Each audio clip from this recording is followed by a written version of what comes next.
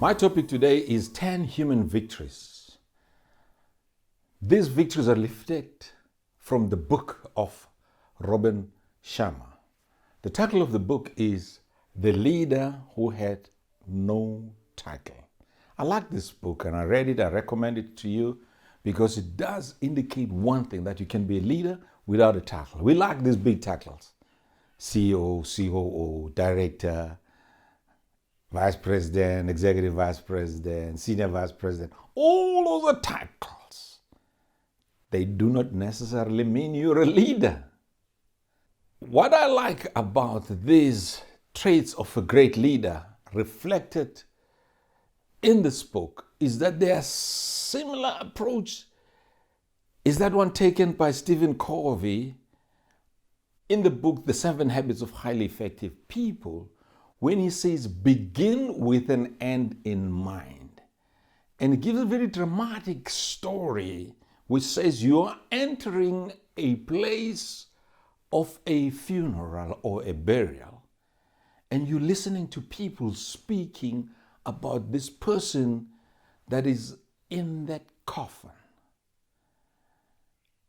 And they are speaking about this person, the friend, father, mother, colleague, community member, and a whole range of people are saying something about this person.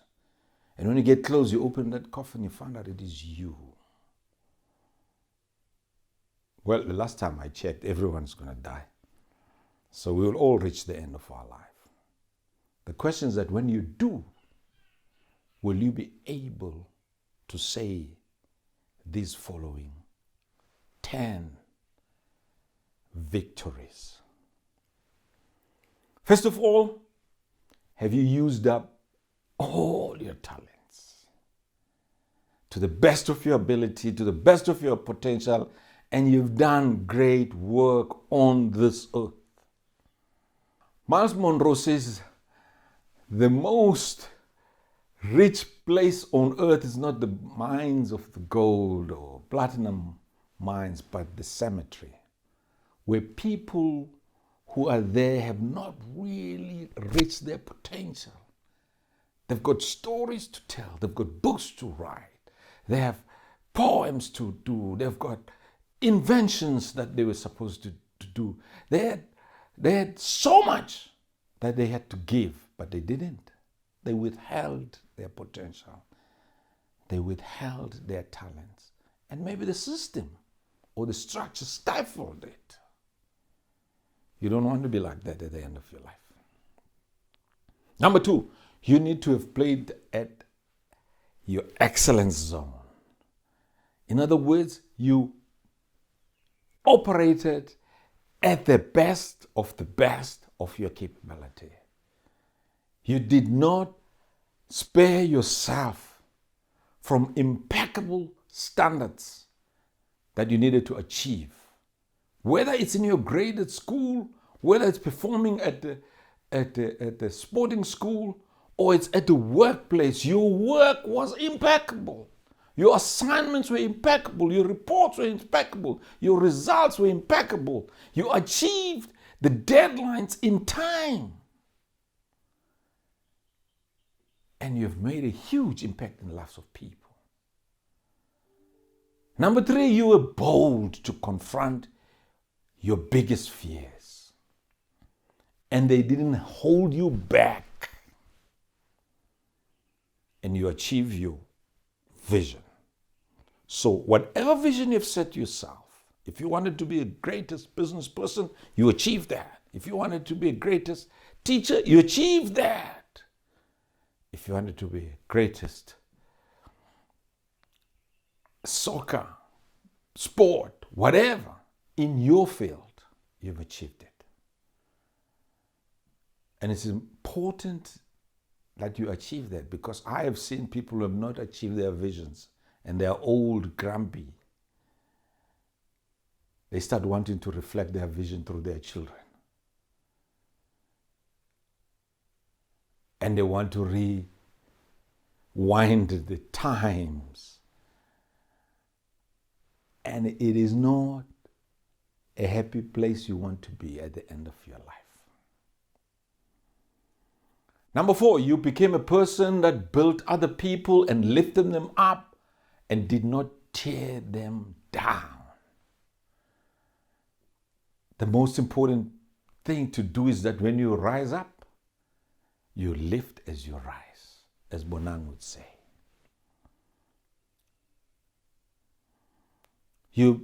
Number 5, you never lost optimism. In other words, you were always hopeful. You know, as a leader, you're a dealer in hope. When people are down, you encourage them. All the greatest leaders have done that. Doesn't mean they were not knocked down sometimes. They were not defeated sometimes, but they rose up again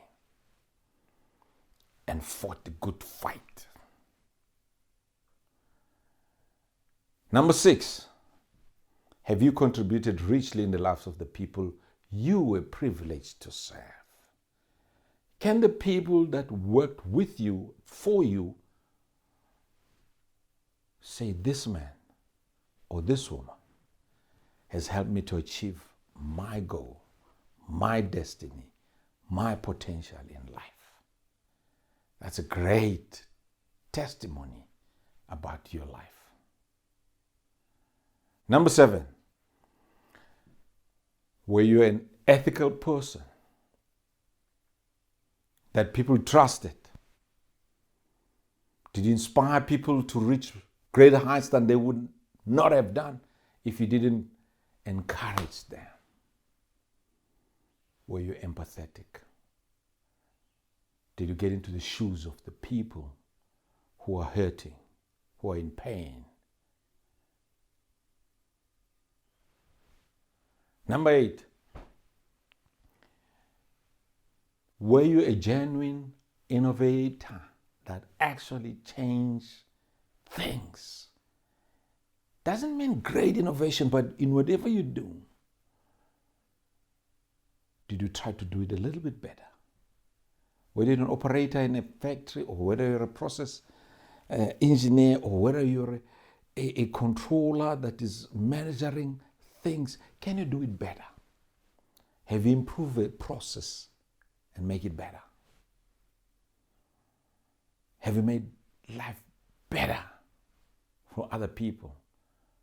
Did you apply your mind in whatever you do? At the end of your life, will you be surrounded by people who call you a legend? And let me say this, because when we talk about legend, we think of the big names that appear on TV or on radio. No.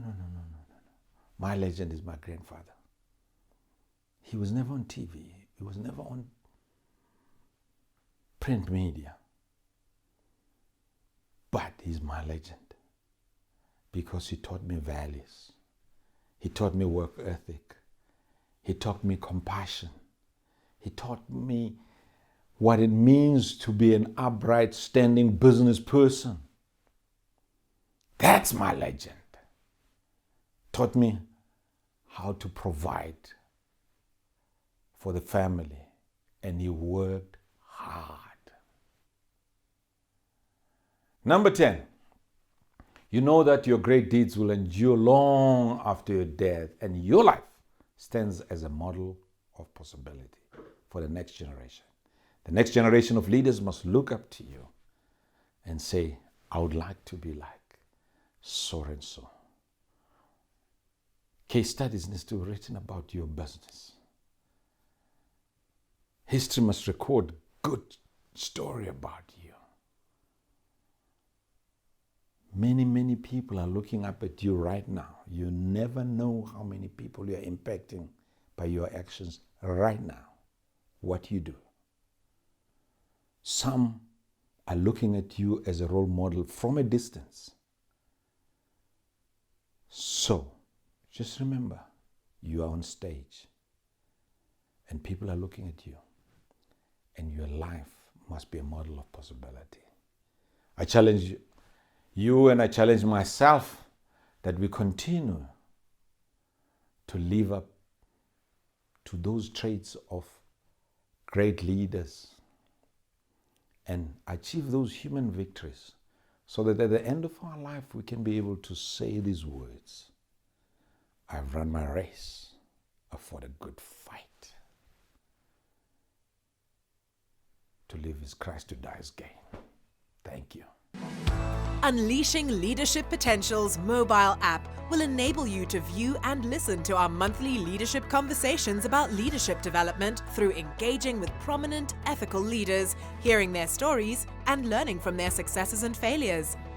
Access premium content and teachings for a small subscription fee. By downloading the app, you can access teachings from Maurice Radebe, access monthly free content, exclusive Q&A sessions, stay up to date on our up-and-coming events.